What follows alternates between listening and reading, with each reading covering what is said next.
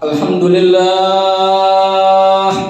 alhamdulillahilladzi nahmaduhu wa nasta'inuhu wa nastaghfiruh wa na'udzu billahi min syururi anfusina wa min sayyiati a'malina. May yahdihillahu fala mudhillalah wa may yudlil fala hadiyalah.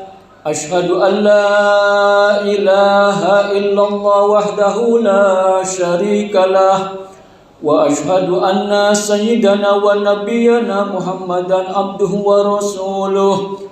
Allahumma shalli wa sallim ala sayyidina Muhammad wa ala ali sayyidina Muhammad. Amma ba'du fa ya ibadallah, usikum wa iyaya bitaqwallah wa ta'atihi la'allakum tuflihun. Faqad qala Allah ta'ala fi kitabihil karim. A'udzu billahi minasy syaithanir rajim. Bismillahirrahmanirrahim. Ya ayyuhalladzina amanu taqullaha haqqa tuqatih wa la tamutunna illa wa antum muslimun. Saudara-saudara sidang Jumat yang mulia, saudara-saudara tumpuan umat yang berbahagia, saudara-saudara semoga kita dirahmati Allah Subhanahu wa taala. Dari mimbar Jumat khatib berwasiat untuk diri pribadi dan kaum muslimin sekalian, marilah senantiasa kita meningkatkan iman dan takwa kita kepada Allah Subhanahu wa taala. Karena bekal iman dan takwa inilah yang nanti akan menolong kita minad dunya ilal akhirah, minaz zulumati ilan nur. Selanjutnya, marilah sama-sama kita memanjatkan puji syukur kita kepada Allah Subhanahu wa taala berkenan dengan berbagai macam nikmat karunia yang telah diberikan kepada kita, baik nikmat sehat wal afiat, nikmat panjang umur, nikmat iman dan Islam, serta nikmat bernabi kepada junjungan kita baginda Nabi besar Muhammad sallallahu alaihi wasallam. Lalu mari sama-sama kita menyampaikan salawat salam kita ke hariban junjungan kita. Dialah suri tauladan kita, satu-satunya Rasul yang nanti di hari kiamat akan memberikan syafatul uzma kepada kita, membawa kita ke dalam surganya Allah Subhanahu wa taala bersama-sama dengan beliau baginda Nabi besar Muhammad sallallahu alaihi wasallam. Saudaraku, dari Abu Hurairah meriwayatkan bahwasannya telah bersabda Rasul, kata Rasul, salasun munjiyat, ada 3 hal yang menyelamatkan kita dari kehidupan dunia sampai akhirat. Yang pertama, fataqwallah fis-sirri wal alaniyah, bertakwa kepada Allah di dalam keadaan terang-terangan maupun sembunyi-sembunyi. Saudara, bertakwa dalam arti kita melaksanakan segala perintah Allah dan menjauhi larangannya. Dan yang utama adalah kita takut kepada Allah Subhanahu wa taala. Saking takutnya kepada Allah, di mana Allah Subhanahu wa taala setiap waktu, setiap detik, setiap menit Allah memantau kita. Ma yalfizu min qaulin illa ladaihi raqibun atid. Tidaklah terucap satu ucapan, satu perbuatan terlintas di hati, terbersit di benak pikiran kita, melainkan ada 2 malaikat, Raqib dan Atid, yang akan mencatat segala apa yang terbersit di hati kita, apa yang terlintas di dalam benak pikiran kita, dan apa yang terucap oleh ucapan kita maupun perbuatan kita. Maka semuanya akan dimintai pertanggungjawaban kepada Allah Subhanahu wa taala. Maka saudara, menurut Imam Ali karramallahu wajhah, definisi takwa yang pertama, al-khawfu minal jalil.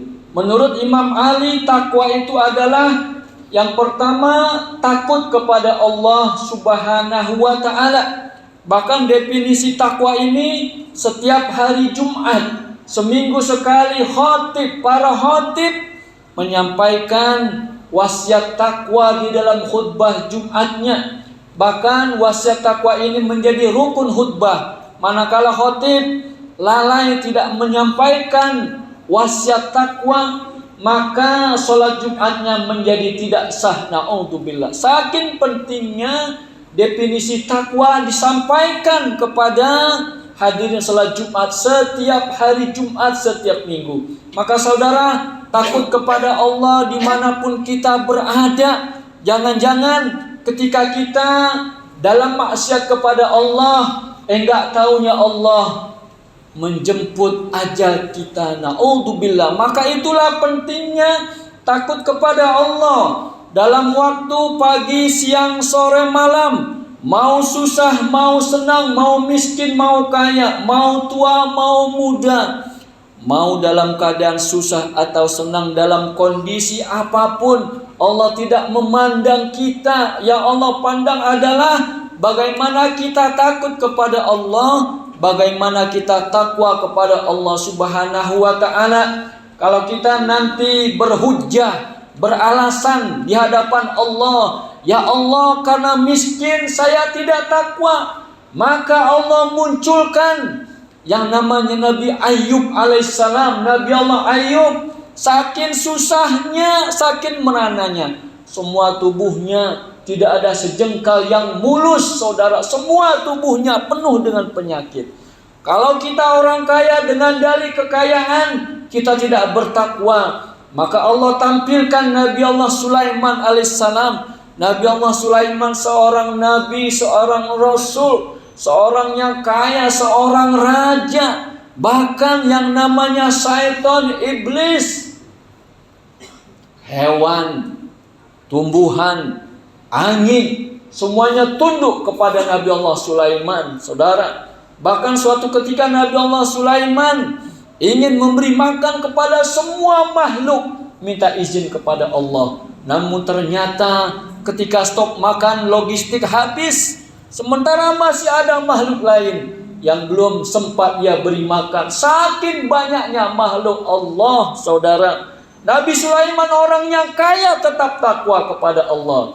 Kalau dengan dalih kita orang yang ganteng, orang yang cantik, tidak takwa kepada Allah, maka Allah munculkan Nabi Allah Yusuf alaihissalam, Nabi Rasul yang ganteng, saudara. Maka saudara, tidak ada alasan. Allah tidak mandang mau susah, mau senang, mau miskin, mau kaya, mau tua, mau muda, mau kondisi apapun, siang, pagi, sore, malam, kondisi apapun. Allah nggak pandang. Yang Allah pandang adalah kita tetap bertakwa kepada Allah. Maka menurut Imam Ali, takwa yang pertama al-khaufu minal jalil, takut kepada Allah Subhanahu wa ta'ala. Yang kedua definisi takwa menurut Imam Ali, wal qiraatu bitanzil, senantiasa membaca Al-Qur'an. Saudaraku, di dalam sehari semalam hendaknya kita membaca ayat suci Al-Qur'an. Kata Nabi, la taj'alu buyutakum kuburo, janganlah kalian jadikan rumah kalian laksana kuburan. Kenapa kuburan? Kuburan adalah tempat yang sunyi, yang sepi. Kuburan adalah tempat makhluk Allah yang namanya manusia disiksa. Kuburan adalah tempat belatung-belatung yang akan menyantap tubuh kita. Kuburan adalah tempat yang tidak menyenangkan, tempat orang disiksa oleh munkar dan nakir. Maka jangan jadikan rumah kita laksana kuburan, sunyi, sepi, tidak dilantunkan ayat-ayat suci Al-Quran. Kalau bisa sehari one day one juz, sehari satu juz. Kalau nggak mampu minimal one day one ayat, sehari satu ayat. Terserah kita mampunya di waktu apa, apakah ba'da subuh, ba'da zuhur, asar, maghrib, isya.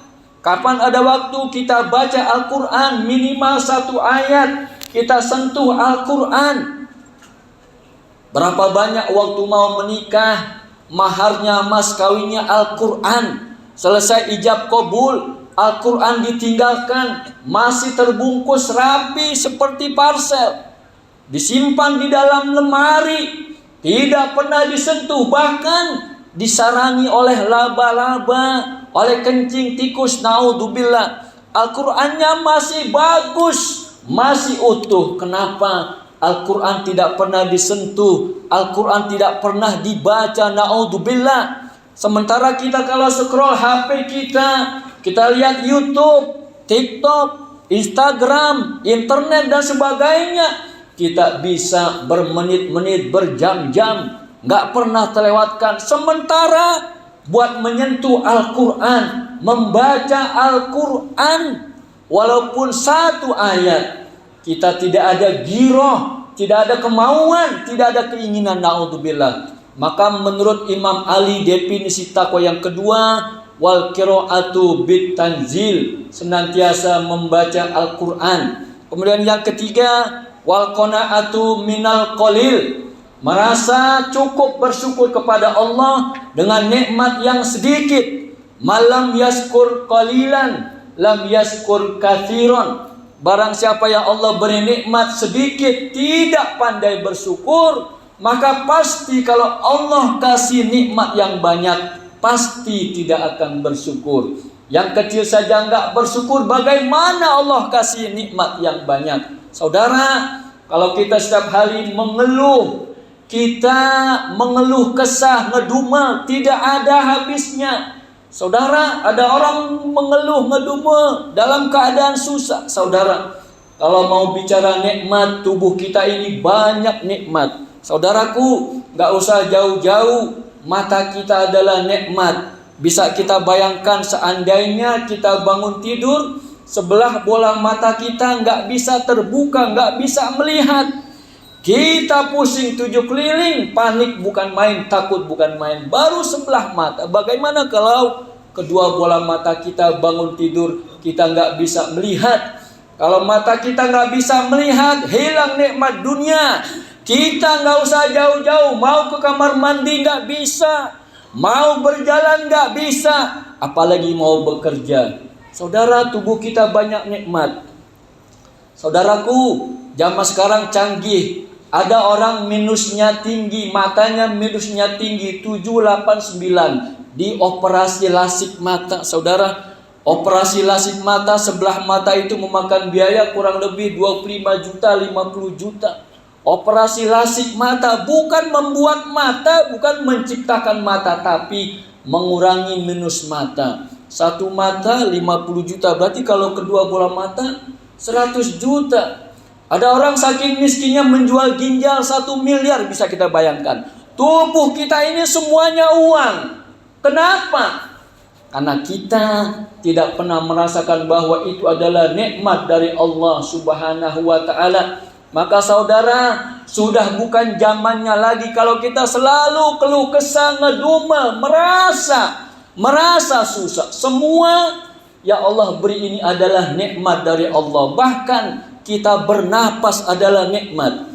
Pernahkah kita membayangkan seandainya napas kita terengah-engah seperti ikan, mohon maaf, seperti ikan mas koki, sebentar bernapas, kemudian susah bernapas, susah kembali. Kita diinfus di rumah sakit. Sebelum diinfus masuk rumah sakit, minimal kita membayar DP down payment rumah sakit jutaan, saudara. Belum ngapa-ngapain baru masuk rumah sakit. Belum kita tidur di atas tempat tidur rumah sakit, sudah dihitung satu hari berapa ratus ribu.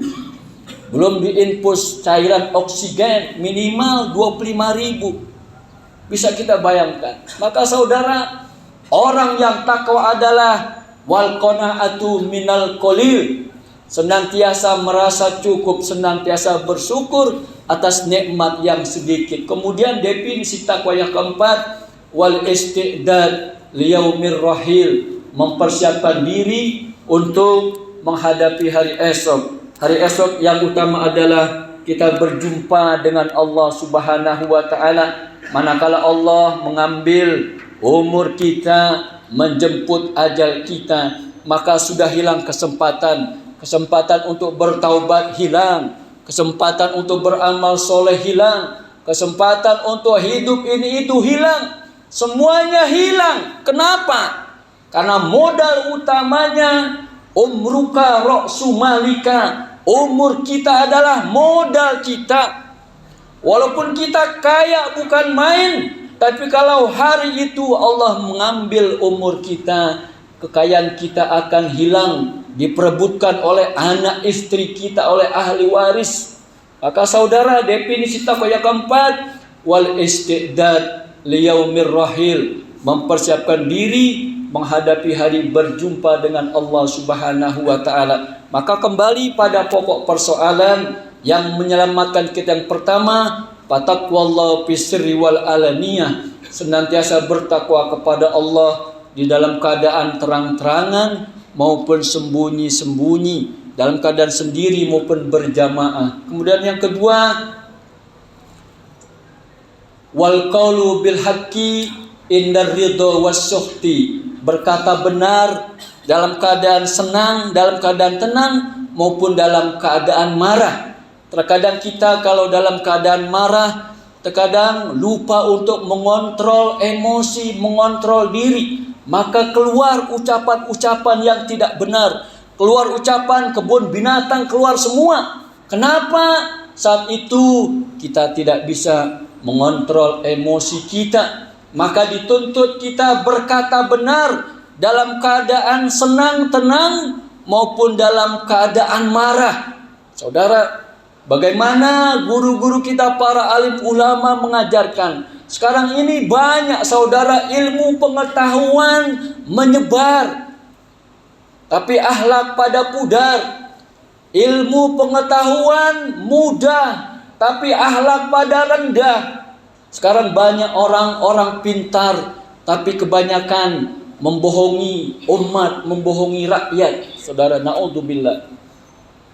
Maka jangan heran ada orang pintar membuat peraturan, bagaimana peraturan itu dibuat untuk menguntungkan dirinya, keluarganya. Naudzubillah. Saudara, maka yang kedua, wal qaulu bil haqqi indar ridha wasyuhti, berkata benar dalam keadaan tenang, senang maupun dalam keadaan marah. Yang ketiga, wal qasdu indal gina wal fakri, hidup sederhana dalam keadaan kaya maupun dalam keadaan miskin.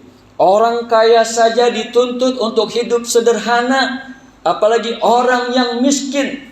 Bahkan kita terbalik, terkadang orang yang jor-joran itu justru orang yang miskin. Orang yang kaya hidupnya kita lihat biasa saja, saudara. Sementara orang yang miskin terkadang menonjolkan dirinya, tidak tahu dirinya sedang dilihat oleh orang yang kaya. Orang kaya kalau menggunakan hartanya dengan bijak, terkadang membeli yang butuh, bukan yang dia inginkan. Sementara kita, mohon maaf, yang kebanyakan orang yang gak punya, membeli sesuai dengan keinginan kita, bukan kebutuhan kita.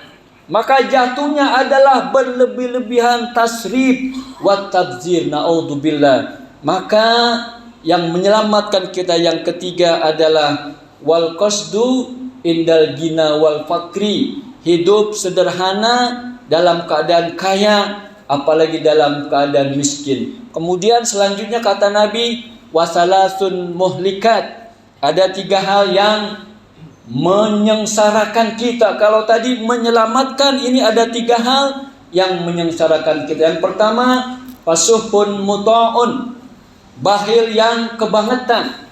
Mohon maaf saudara, ada orang mungkin jangan-jangan ada di antara kita, sepanjang hidupnya tidak pernah mau berbagi, tidak pernah mau berinfak, tidak mau bersedekah, tidak mau empati kepada sesama. Saudaraku, Nabi mengingatkan, ma min yaumin yusbihul ibadu illa fihi malakani yanzilani payakulani Allahumma a'ti munfikon khalapan wa'ti mumsikan talapan. Setiap pagi ketika kita hidup, ketika kita menghirup udara, Allah kasih panjang umur. Setiap pagi waktu subuh ada turun 2 malaikat. Malaikat turun dari langit kemudian berdoa berkata, gerombolan yang pertama berkata, Allahumma a'ti munfikon khalapan, ya Allah ganti kepada orang yang berinfak di pagi hari ini. Saudara, di waktu subuh Mungkin kita sholat subuh di masjid, di musola berjamaah. Maka jangan lupa berinfak sesuai dengan kemampuan kita. Di pintu masjid musola ada kotak amal, kita infak. Berapa yang kita mampu? Kita mampu 100.000, monggo 50, 20, 10, 5.000, 2.000, hatta 1.000 rupiah. Jangan sampai terlewatkan. Saudara, kita berinfak enggak seberapa, tapi didoakan oleh malaikat, ya Allah, lipat gandakan, ganti orang yang infak di pagi subuh hari ini. Kemudian gerombolan malaikat lain berkata, Allahumma a'ti mumsikan talapan, ya Allah, beri kesusahan, beri kesialan kepada orang yang bakhil, tidak mau berinfak, bahkan sepanjang hidupnya jangan-jangan tidak pernah berinfak. Na'udzubillah, summa na'udzubillah. Kemudian yang kedua, wahawaun muttabaun, hawa nafsu yang diikuti. Namanya mengikuti hawa nafsu, pan nafsu ahbasu min sab'ina syaitonan. Maka hawa nafsu itu lebih kejam daripada 70 syaitan. Saudara, bisa kita bayangkan 70 syaitan masih kalah dengan satu hawa nafsu. Sementara satu syaitan, bahkan iblis, berhasil menggelincirkan bapak moyang kita, nenek moyang kita, Nabi Adam dan Siti Hawa keluar dari surga. Bisa kita bayangkan. Maka saudara, kalau kita menuruti hawa nafsu, tidak akan pernah ada habisnya. Hawaun mutabaun, kalau kita mengikuti hawa nafsu, maka jurang kehancuran akan datang kepada kita. Yang ketiga, wajabul mar'i binafsihi, bangganya seseorang dengan dirinya.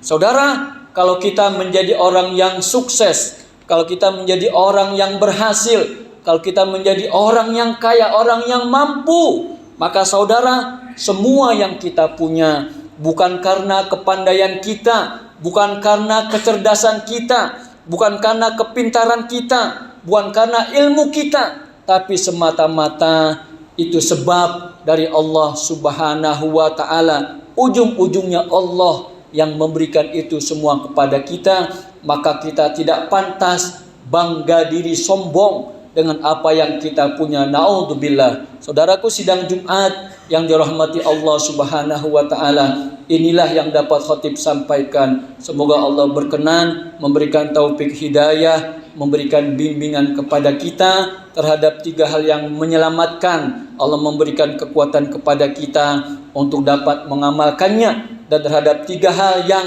menyengsarakan kita. Semoga Allah memberikan kekuatan kepada kita, Allah menyelamatkan latar halaman hidup dan kehidupan kita sampai Allah menjemput kita. Amin ya rabbal alamin. Barakallahu li wa lakum fil Qur'anil azim wa nafa'ana wa iyyakum bima fihi minal ayati wa dzikril hakim wa taqabbala minna wa minkum tilawatahu innahu huwas samiul alim. Aqulu qawli hadza wa astaghfirullahal azim li wa lakum wa lisairil muslimina wal muslimat wal mu'minina wal mu'minat fastaghfiruhu innahu huwal ghafurur rahim.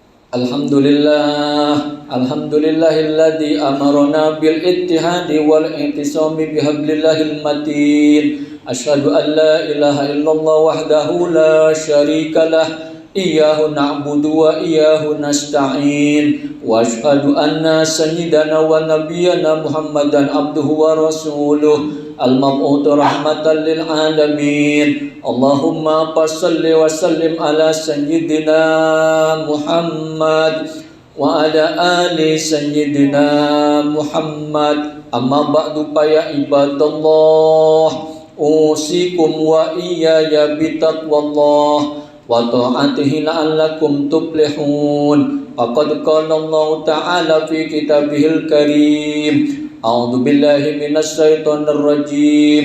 Bismillahirrahmanirrahim. Ya ayyuhalladzina amanu taqullaha haqqa tuqatih wa la tamutunna illa wa antum muslimun.